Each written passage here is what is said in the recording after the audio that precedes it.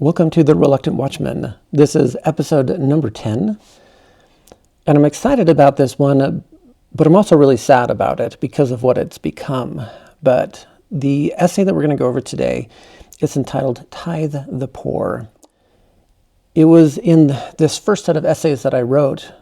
The reason I included it is because this topic is so important to Christ's gospel as to how we care for each other. And money and finances and the means that we have play a huge part in that.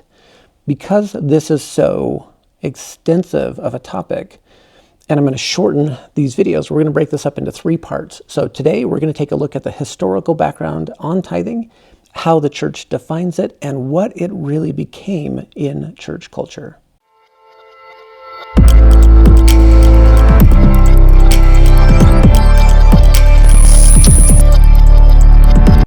This original essay was written on November 9th, 2021, and there were some updates after that. We're going to dive right in. I'm not sure exactly how long ago this happened, but I remember reading Doctrine and Covenants, section 119, in an attempt to understand the law of tithing better. During that process, there was one word that stuck out to me, and I continued to ponder upon it for some time. The word was interest. Now, I had always been told that tithing was on your income, not your interest. For all I knew, these 2 words were synonymous, but just the fact that they were different led me on a journey of understanding and enlightenment, as well as great sorrow and heartache. So here's the section from Doctrine and Covenants 119. From verse 4. And after that, those who have thus been tithed shall pay 1/10 of all their interest annually. And this shall be a standing law unto them forever, for my holy priesthood, saith the Lord. I thought, oh, that's interesting. I'm going to interject here a little bit. If you go and read the 1828 dictionary definition for the word interest, when it is used as a noun, one of those instances or the definitions for the word interest is any surplus advantage. That's significant. It's important. And we're going to find out why surplus is important further on in the essay. I was unaware that tithing, as outlined by the church, had changed many times since its inception. This was actually a bit shocking to me. In the modern church, it seems so simple. 10%. How hard is that? The only thing that most members would squabble over is whether you paid on net versus gross income. And my family had always been in a position to pay tithing without too much hardship. To just elaborate on that, I've actually had family members and people that I've discussed this topic with, when this idea of net versus gross comes up, they really bring up the idea. They're like, well, do you want net blessings or gross blessings? Essentially equating the fact that the more tithing I pay, the more I give back to the Lord, per this type, this definition of tithing, that's the amount of blessings that I'm going to receive. Now, my family, for the most part, I don't know exactly the financial struggles of my parents. We seem to cover most of our basic expenses. My own family, we got to a point where it became a struggle every year towards the end of the year, and we would have to take either the return in taxes that we got or something, and we would always have to pay off this several $1,000s in debt that we had. That would have been made up by tithing if we had paid on surplus. We would have had very little tithing, but we would also have been out of debt. If we study Joseph's inspired translation of the Bible, we can learn a great deal more about what interest or increase means. In Genesis 14:39, we learn of Abraham's payment of tithes, which offers us a clear definition of tithing. And this is what it says. Wherefore Abram paid unto him tithes of all that he had, of all the riches which he possessed, which God had given him more than that which he had need. Okay, that's significant. He paid on more than that which he had need. That is called a surplus. This is the more true definition of increase. Anything beyond what his needs were, Those needs were defined by the individual.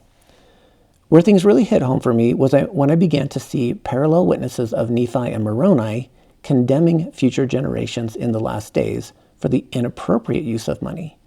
But we'll get to that further on. Let's take a look at the church's definition of tithing. Essentially, it says, well, I'm going to read directly from LDS.org on their topic for tithing.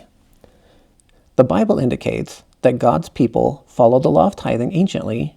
Through modern prophets, God restored this law once again to bless his children. To fulfill this commandment, church members give 1/10 of their income to the Lord through his church. These funds are used to build up the church and further the work of the Lord throughout the world. Just to follow up on that part about Abram, he paid on more than that which he had need. He did not pay on his income. So for the church to indicate that they are following the tithe as it was taught anciently is incorrect. But it is also this idea that they were used to pay those funds to the church. Bringing all the tithes into the storehouse in Malachi wasn't necessarily to the church. We'll get into that section of Malachi a little bit further on, probably in the third part of this essay series. So in addition to this, the church says that the funds are used for the following: building and maintaining houses of worship, missionary work, schools, and anything that carries on the work of the Lord. Please note this disclaimer on the tithing slip. Though reasonable efforts will be made to use donations as designated, all donations become the church's property and will be used at the church's sole discretion to further the church's overall mission. I believe that this was added not too many years ago. It may have been due to the fact that the Huntsman family, or John Huntsman, I think specifically, brought a lawsuit against the church because the church for years said that it was just used for building and maintaining houses of worship, and they weren't used for much other than that. And when the City Creek Mall was built, the church specifically came out and says, no, we didn't. That was all an investment income, which, by the way, is derived from tithing. But they actually did use tithing funds to build that mall. So they were deceitful. They lied about the use of that. All right, we'll continue. It also helps to understand how church leaders interpret the council in D&C 119. The following is found on LDS.org and comes from Elder John A. Widsell's talk entitled, What is an Honest Tithe? Okay, so if you want to find out what a tithe is per the church, you'll go to the website. I didn't dig to try to find some weird nitpicky, really scandalous quote. This is one of the first quotes that comes up when you want to understand about tithing. Tithing means 1/10. Those who give less do not really pay tithing. They are lesser contributors to the latter-day cause of the Lord. Tithing means 1/10 of a person's income, interest, or increase. So he combined all of those, right? The merchant should pay tithing upon the net income of his business, the farmer upon the net income of his farming operations, the wage earner or salaried man upon the wage or salary earned by him. Out of the remaining 9/10, he pays his current expenses, etc. This is where it gets interesting. To deduct living costs and similar expenses from the income and pay tithing upon the remainder does not conform to the Lord's commandment. Under such a system, most people would show nothing on which to pay tithing. There's really no place for quibbling on this point. Tithing should be given upon the basis of our full earned income. If the nature of a business requires special interpretation, the tithe payer should consult the father of his ward, the bishop. And I would suggest that no, the tithe payer should consult the father, period. They should consult God. And in the end, that truly is a correct tithe. It is when the individual, through their own inspiration, understands several things, right? The law of sacrifice, which is caring for others, and working through the Spirit to define what a surplus is for them. That is the correct law or principle of a tithe. Oh, and just about his quote in general, man, there is so much there. He's like, you're really not paying tithing if you deduct your expenses. Literally, that is the quote that we had from Abram earlier on that he paid on more than that which he had need.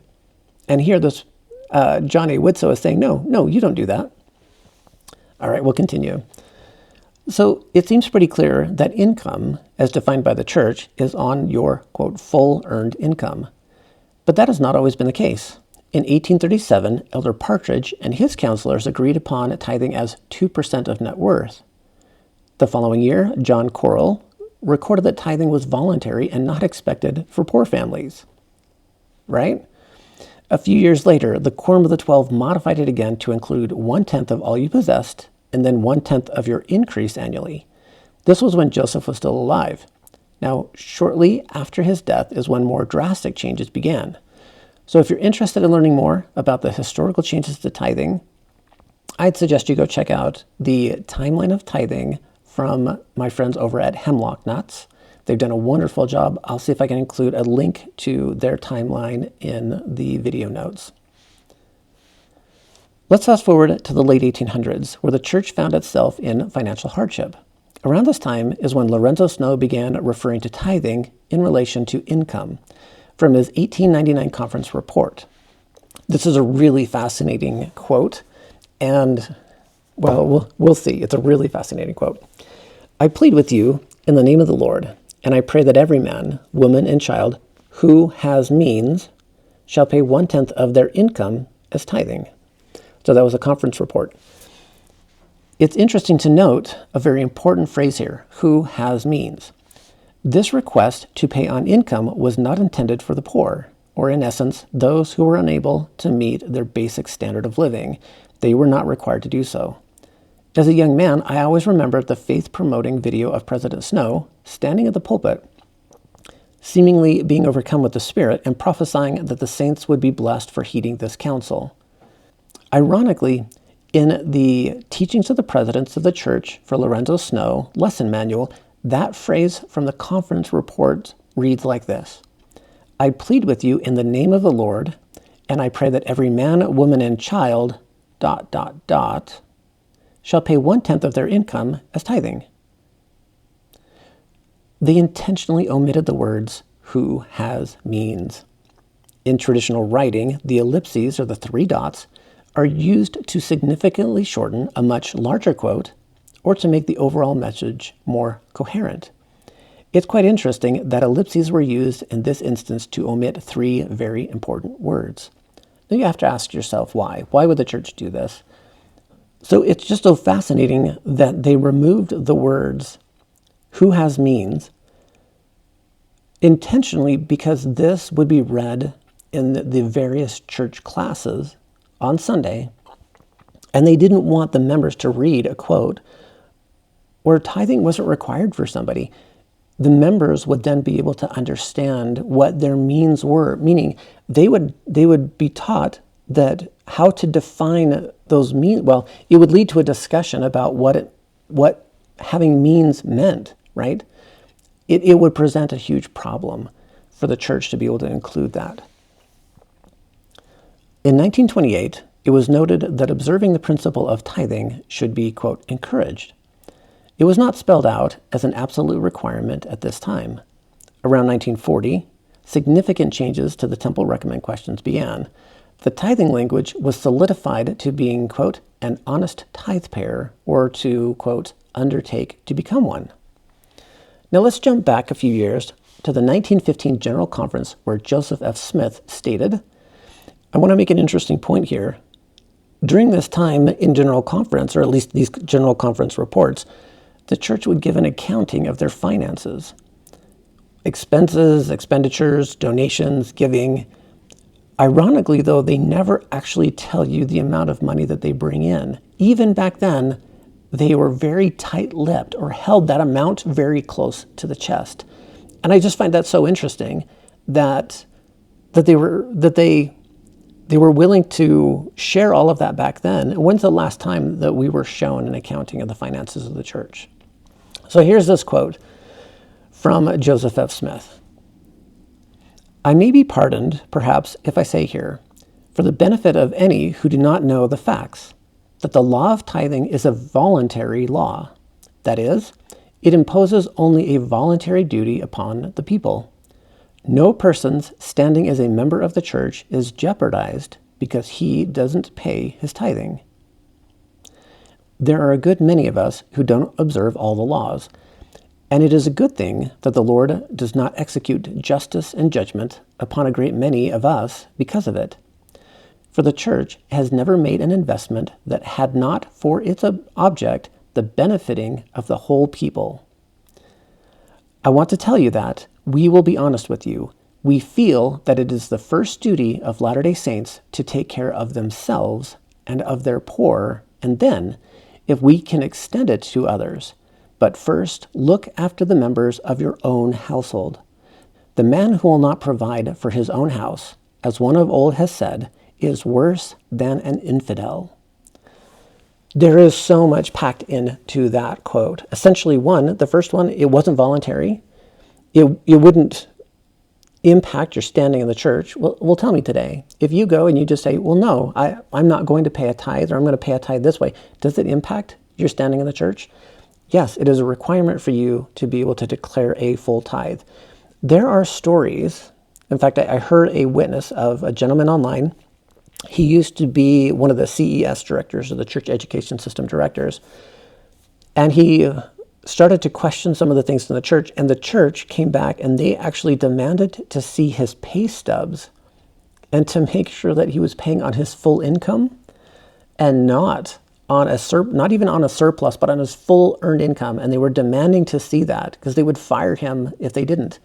In fact, they even went so far as if he were to go travel to another state or out of town, they were wanting to know what ward or the area he was going so that they could validate with the bishop in that area that he was attending church. I'm not saying that all church members are this heavy-handed, but if you don't pay on your tithing, on your income, the church will censure you. You are seen as less than valiant. In fact, I've heard of many experiences from people shared within recent months where, for example, a woman who had very limited means, she could barely cover her expenses, wanted to get baptized into the church. And she, based on her fixed income, said, I literally have no extra money, no income, but I would like to give a tithe of my talents, of my time. I'd love to give that into service. And the stake president wouldn't let her get baptized because he said, do you bring any money in? And she said, well, yeah, I have food and some basics. And he said, well, then you need to pay tithing on that. We're going to get into some quotes here that just broke my brain that actually address this topic. So this quote from Joseph F. Smith, he's literally saying the man who doesn't provide for his own house is worse than an infidel. Compare that to what we're going to read now. All right, continuing. So did you catch that? Your first duty with the finances you've been blessed with is to care for yourself and any poor in your family. Why is that significant? The church today teaches the poor that even if they are unable to pay for food or other necessities, they are to pay tithing. Here are the quotes from General Conference, and these also showed up in the Ensign magazine. So the first is Elder Lynn Robbins from April of 2005. Is there a level of poverty so low that sacrifice should not be expected, or a family so destitute that paying tithing should cease to be required? Like the widow, if a destitute family is faced with the decision of paying their tithing or eating, they should pay their tithing. Boy, there's a lot going on there. I'll just read the next one. This is from Aaron West, and this was from the December 2012 Ensign. If paying tithing means that you can't pay for water or electricity, pay tithing. If paying tithing means that you can't pay your rent, pay tithing. Even if paying tithing means that you don't have enough money to feed your family, pay tithing. I'll just keep reading. What in the hell are they teaching? Not only are these statements hypocritical when compared to previous church leaders, but they contradict the doctrinal precedents of caring for the poor. I am ashamed that these words were never retracted. The condemnation of the Latter-day Church by Moroni is well deserved. This comes from Mormon 8. O ye pollutions, ye hypocrites, ye teachers, who sell yourselves for that which will canker. Why have ye polluted the holy church of God? Here's another way to look at modern tithes. Take a family that makes $32,000 annually and their basic living expenses are $30,000. If they pay on their income, that would be $3,200 in tithing, essentially putting this family in debt to the tune of $1,200 that would need to be made up somewhere else. Okay, does that make sense? They've made $32,000, their expenses are $30,000. Well, to pay tithing, they have to pay $3,200, which drops them, it essentially puts them into debt to the church in order to pay a tithe. And I'm not saying that all these families would be perfect in all of their, defining what their means are, but that literally needs to be left up to the Lord of defining means. That's why I talked about earlier the significance and importance of teaching correct principles and allowing people to work through what their tithe is with the Father, with God. Who does this family turn to? The church welfare system. If this family is unable to lower their overall expenses or increase their income, they will remain in a perpetual cycle of poverty to the church. Now, if they were to pay on their increase, as Joseph taught just before he was murdered, this family would pay $200 in tithes and have $1,800 to improve their quality of life or give freely to the poor. This would essentially replace dependency for independence. And this is where the church really confuses things, right? When I quoted Elder Lynn Robbins earlier, he talks about this need to sacrifice, right? In fact, we even have quotes from Elder Bednar where he said, he was pressed on tithing and transparency, and he said that the church doesn't need the tithes of the members, but the members need the blessings. That's false as the day is long. Of course, members are blessed for any sacrifice they make. But in this instance, the Lord is willing to accept someone's heart, but the church demands that it is on income. And not only that, but it completely flies in the face of even just early church doctrine. As noted in the beginning of this essay, both Nephi and Moroni had a few words to say about the use of money by the Latter-day Churches.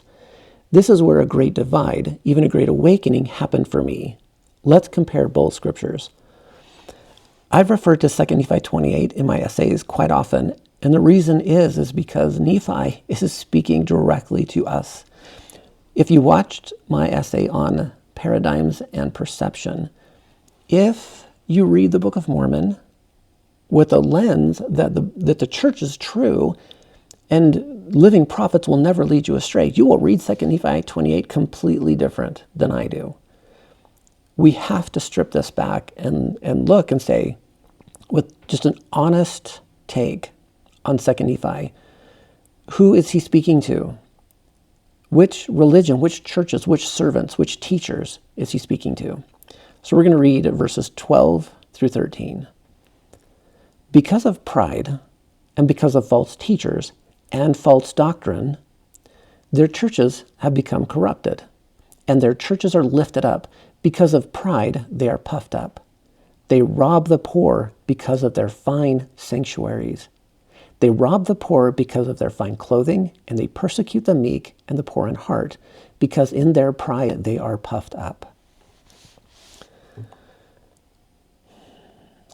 I've seen the justification for the temples that are built by the church today. I think it was Elder Oaks that he gave the example of when the expensive oils were used to wash the feet of the Savior.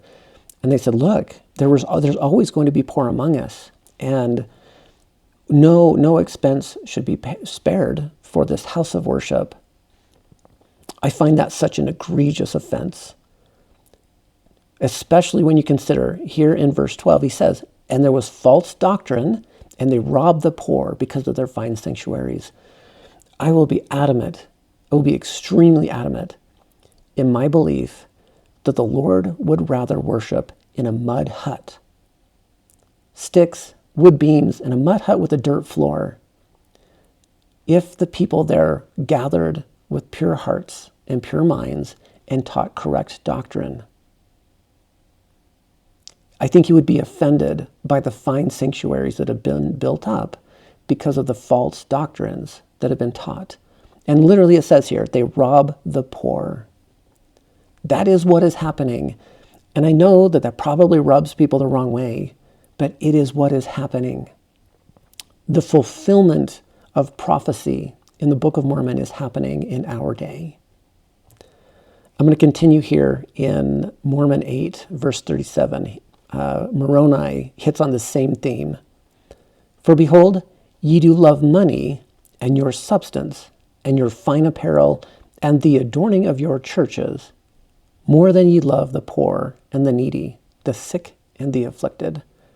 And this is going to become far more apparent as we get into part 2, where we take a look at the SEC fine that was given to the church because they were hiding $32 billion from the members. Ask yourself these questions. How would a church rob the poor because of their fine sanctuaries? Do you remember the first thing listed on the church website about where tithing funds go? Temples and houses of worship. And how are those buildings adorned? They spare no expense. And what must the poor of the church do in order to enter such a fine edifice? They must pay tithing. It is a requirement if you want to enter the house of the Lord.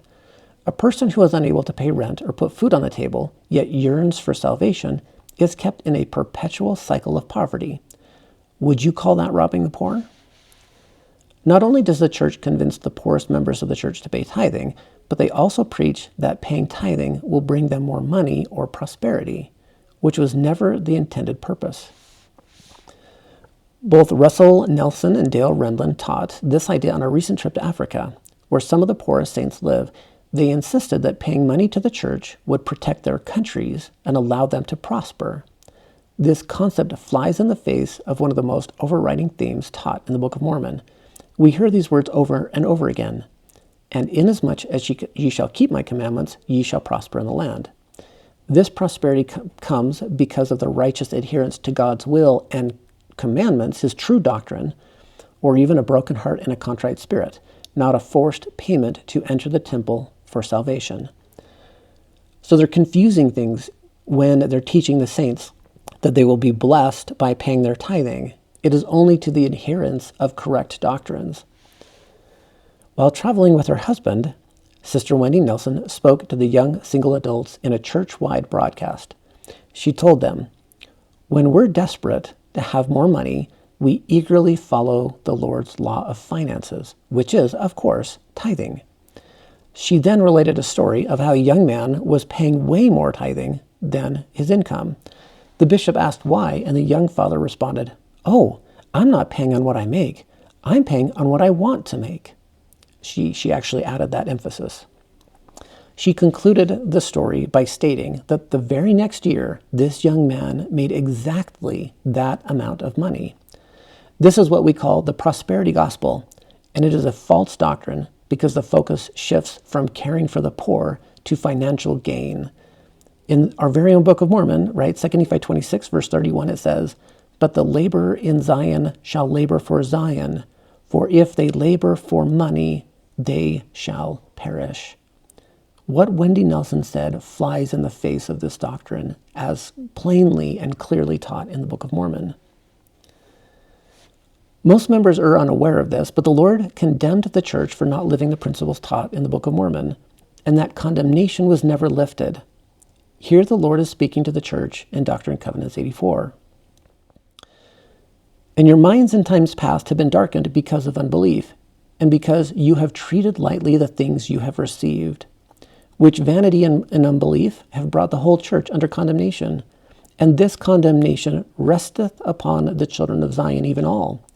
And they shall remain under this condemnation until they repent, and remember the new covenant, even the Book of Mormon, and the former commandments, which I have given them, not only to say, but to do according to that which I have written."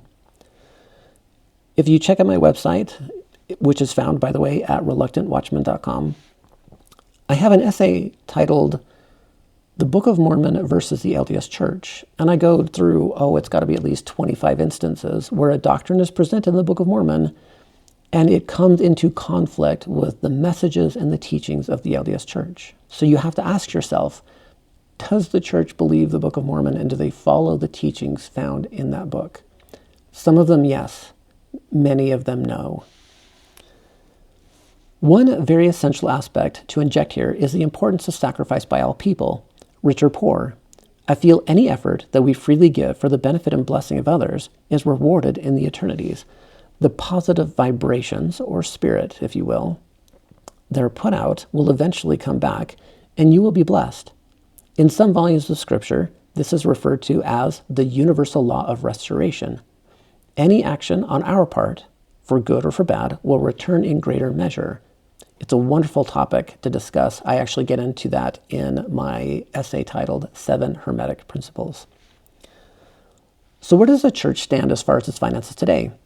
It is estimated that the church is one of the largest landowners in the United States and one of the wealthiest churches in the world.